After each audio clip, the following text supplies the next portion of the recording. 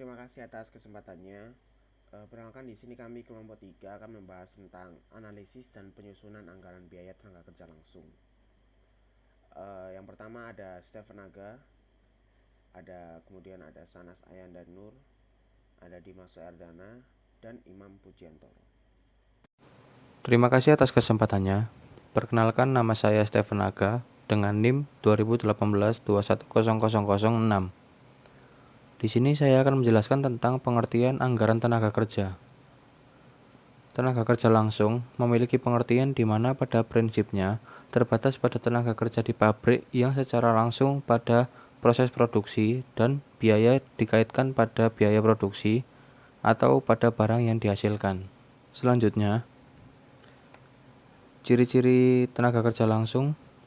Yang pertama, besar kecilnya biaya untuk tenaga kerja jenis ini berhubungan secara langsung dengan tingkat kegiatan produksi. Yang kedua, biaya yang dikeluarkan untuk tenaga kerja jenis ini merupakan biaya variabel. Yang ketiga, sering dikatakan bahwa tenaga kerja jenis ini merupakan tenaga kerja yang kegiatannya langsung dapat dihubungkan dengan produk akhir, terutama dalam penentuan harga pokok. Selanjutnya akan dilanjutkan oleh rekan saya. Baik, terima kasih atas kesempatannya. Saya Sanas Ayanda Nur, NIM 007. Di sini saya akan menjelaskan tentang persiapan-persiapan dalam penyusunan anggaran tenaga kerja. Nah, sebelum kita menyusun anggaran tenaga kerja ini, kita perlu menetapkan dasar satuan utama apa yang akan kita pakai dalam penyusunan anggaran tersebut.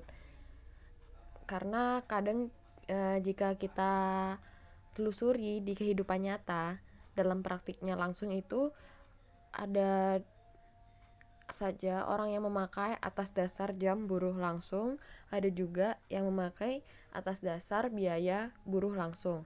Ketika terdapat dua satuan yang berbeda, itu pasti akan menjadikan itu tuh kayak sebuah miskomunikasi atau bisa menjadikan sebuah kesalahan. Makanya kita harus menetapkan satuannya terlebih dahulu. Kemudian dalam persiapan penyusunan anggaran ini tuh terlebih dahulu kita membuat manning table-nya. Manning table merupakan daftar kebutuhan tenaga kerja yang menjelaskan tentang pertama, jenis atau kualifikasi tenaga kerja yang dibutuhkan. Yang kedua, jumlah masing-masing jenis tenaga kerja tersebut pada berbagai tingkat kegiatan. Dan yang ketiga, ada bagian-bagian yang membutuhkannya. Manning table disusun sebagai hasil kerjanya langsung masing-masing kepala bagian. Perkiraan ini tuh sebenarnya bisa dilakukan berdasarkan judgement aja, tetapi kadang juga berdasarkan pengalaman-pengalaman pada waktu yang sebelumnya, kayak dengan berpedoman pada tingkat kegiatan perusahaan pada tahun-tahun lalu atau tahun sebelumnya. Setelah kita menyusun manning table tersebut, kita itu menghitung jam buruh langsung untuk masing-masing jenis barang yang dihasilkan atau masing-masing bagian tempat mereka bekerja. Nah, jam buruh langsung ini tuh ada dua cara untuk menghitungnya. Yang pertama ada analisis gerak, dan yang kedua ada analisa waktu. Analisis gerak sendiri itu pengamatan terhadap gerakan-gerakan yang dilakukan dalam rangka proses produksi satu jenis barang tertentu. Intinya dia itu cuma mengamati tentang gerakan yang dilakukan dalam proses produksi satu jenis barang. Kalau analisa waktu itu perhitungan terhadap waktu yang dibutuhkan untuk setiap gerakan dilakukan dalam rangka proses produksi. Nah, jadi intinya kalau analisa waktu sendiri ini tuh mengenai penghitungan waktu yang dibutuhkan untuk proses produksi. Nah, sebagai hasil dilakukannya analisa gerak dan waktu ini akan diperoleh waktu standar yang diperlukan untuk menyelesaikan satu unit barang tertentu. Nah, waktu standar ini tuh dinyatakan dengan DLH. Kemudian, setelah menghitung jam buruh langsung untuk masing-masing jenis barang, kita itu membuat perkiraan tentang tingkat upah rata-rata untuk tahun anggaran yang bersangkutan. Nah, rumusnya itu tingkat upah rata-rata per orang per jam buruh langsung itu sama dengan jumlah rupiah yang dikeluarkan untuk membayar TKL dibagi dengan jumlah jam TKL. Oke, sekarang kita masuk ke contoh. Pada tahun 2013, dalam sebuah perusahaan, tenaga kerja langsung di pabrik itu digolongkan menjadi 3 tingkatan, yaitu golongan 1, 2, dan 3. Upah per jam tenaga kerja langsung masing-masing golongan pun berbeda-beda. Golongan 1 Rp450, golongan 2 Rp600, golongan 3 Rp750. Untuk jumlah masing-masing golongan itu, ini jumlah tenaga kerja ya, juga berbeda-beda. Golongan 1 ada 50 orang, golongan 2 ada 20 orang, dan golongan 3 ada 5 orang. Untuk penyelesaiannya, kita bikin tabel dulu.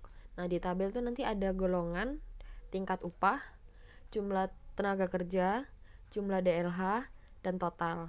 Kita bisa mulai ini dari tingkat upah. Jadi informasi yang diketahui itu kita masukin ke tabel. Kayak tadi tingkat upah 450 untuk golongan 1. Jumlah tenaga kerjanya ada 50, jumlah DLH-nya ada 100. Untuk total, cara menghitungnya kita tinggal mengalihkan tingkat upah, jumlah TK, dan jumlah DLH. 450 dikalikan dengan 50 dikalikan dengan 100. Dan hasilnya Rp2.250.000. Dan begitu seterusnya sampai di golongan 3. Nggak lupa kita menjumlahkan jumlah dari tenaga kerja dengan hasil 75 orang, dan jumlah DLH ini kita pakai standar 100. Kenapa kita pakai 100? Ini tuh untuk menetapkan kesamaan aja sih. Jadi beberapa perusahaan itu kan pasti punya kebijakan sendiri-sendiri. Nah, untuk perusahaan itu menetapkan kebijakan jam kerjanya itu 100 jam untuk satu periode. Setelah itu, hasil perkalian tadi kita total akan menghasilkan Rp3.825.000. Jadi, untuk tingkat upah rata-rata sama dengan Rp3.825.000 dibagi dengan 7.500 jam sama dengan Rp510 per DLH. Terima kasih. Terima kasih atas kesempatannya. Perkenalkan, nama saya Imam Bujantoro dengan NIM 2018-210013. Di sini saya akan menjelaskan tentang anggaran jam kerja langsung. Yang pertama, di dalam anggaran jam kerja langsung ada beberapa komponen. Yang pertama yaitu jenis barang yang dihasilkan, kedua jumlah barang yang diproduksi, lalu bagian yang dilalui dalam proses produksi, jumlah jam buruh langsung untuk setiap jenis barang, dan yang terakhir itu waktu produksi barang dimulai. Terima kasih atas kesempatannya. Di sini saya akan melanjutkan presentasi dari rekan saya. Sebelumnya perkenalkan, nama saya Dimas Loy, NIM 008. Oke, di sini yang kedua ada anggaran biaya tenaga kerja langsung. Nah, di sini komponen anggaran tenaga kerja langsung itu apa aja sih? Yang pertama ada jenis barang yang dihasilkan, jumlah barang yang diproduksi, kemudian bagian-bagian yang dilalui dalam proses produksi, jumlah jam buruh langsung untuk setiap jenis barang, tingkat upah rata-rata per jam buruh langsung, dan waktu atau kapan produksi tersebut atau barang tersebut dimulai. Selanjutnya, anggaran biaya TKL dalam 1 tahun akan bergantung pada yang pertama itu ada anggaran JKL. Anggaran JKL itu apa sih? Semakin besarnya JKL pada masing-masing bagian produksi, maka anggaran biaya TKL akan semakin besar. Kemudian ada yang kedua yaitu tarif upah per JKL-nya, di mana tarif upah pada masing-masing bagian dimungkinkan berbeda jumlahnya. Semakin tinggi upah pada bagian produksi, maka biaya TKL total akan semakin besar. Kemudian besarnya anggaran biaya tenaga kerja langsung secara keseluruhan akan diformulasikan sebagai berikut. Anggaran biaya TKL sama dengan anggaran JKL dikali tarif upah dibagi JKL. Lalu, dalam satu periode anggaran besar kecilnya anggaran bergantung pada yang pertama, anggaran produksi, kedua, standar pemakaian jam kerja langsung. Besarnya anggaran jam kerja langsung akan diformulasikan sebagai berikut. Anggaran jam kerja langsung sama dengan anggaran produksi dikali standar jam kerja langsung. Kemudian di sini ada contoh soal di mana sebuah perusahaan pada tahun 2006 merencanakan kegiatan produksi sebagai berikut. Pada triwulan 1, 1.200 unit, triwulan 2, 1.300 unit, triwulan 3, 1.400 unit, triwulan 4, 1.600 unit. Untuk memproses bahan mentah menjadi produk jadi dilakukan melalui 2 tahap, yaitu melalui bagian produksi dan bagian finishing, yang masing-masing membutuhkan waktu 2 jam kerja langsung dan 3 jam kerja langsung. Tarif upah pada masing-masing bagian sebesar 600 dan pada bagian pencampuran 750 pada bagian finishing. Dari soal di slide sebelumnya diminta untuk susunlah anggaran tenaga kerja langsung tahun 2006 yang terbagi ke dalam anggaran jam kerja langsung dan biaya tenaga kerja langsung. Nah, selanjutnya kita akan mengerjakan anggaran jam kerja langsung dulu, yang dengan cara anggaran produksi dikali standar jam kerja langsung. Jadi anggaran produksi setiap triwulan dikali standar jam kerja langsung setiap bagian.